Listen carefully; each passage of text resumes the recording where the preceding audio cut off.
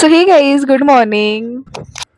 जशी माझी आई मला दुआ देते ना त्याच्या हिशोबाने तर मला हे गाणं मी अजिबात इमॅजिन नाही करू शकत की उनके घर में उम्र भर राणी बनके नाही नौकरानी बनके राहूंगी भाई मैं. तर मी एवढी मोठी मूर्ख आहे की हा व्लॉग दिवाळीच्या दुसऱ्या दिवशीचा आहे आणि मी पोस्ट करायला विसरलेले काल.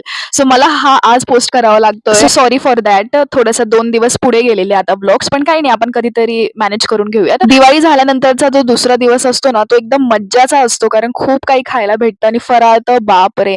ऍक्च्युली आम्ही बाहेरून आणत असतो म्हणून तो एकच दिवसात सगळं संपून जातो, थोडासाच असतो म्हणून. आणि सोबत पसाराही खूप पडलेला. आता पुढे माझी फ्रस्ट्रेशन निघते. तुमच्या घरातही असंच होतं का? माझ्या मला घरचे नक्की दिवाळीला कळवा.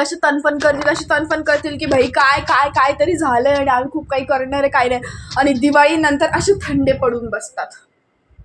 बघताय तुम्ही हा पसारा, हा आता मला आवडणे. जेव्हा दिवाळीमध्ये मी शांत राहून कामं करत असते तेव्हा माझे आई वडील एकदम धो धो धो धो धो असे करतात ना, तेव्हा मी शांत राहते. आणि आता थंड झाल्यावर बघा, लुक ॲट दिस ऑल पसारा. मुझे आवरना है, मैं आवरने वाली हूँ. मी आता आवरणार आहे. हा आता मी बोलू, आता मी असं करू?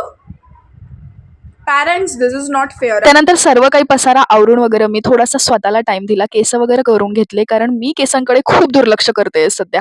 आणि मला हेही सांगायचं होतं की पप्पाची सुट्टी संपते, तर उद्या ते ड्युटीला चाललेले. त्यानंतर मी रात्रीच्या स्वयंपाकाला केली होती गिलकीची भाजी, जी मला आवडती. नॉर्मली लोकांना नाही आवडत, पण मला आवडते, मी वेगळी आहे ना. आणि उद्याचा भाऊबीजेचा व्लॉग बघायला विसरू नका. Do subscribe. Bye bye.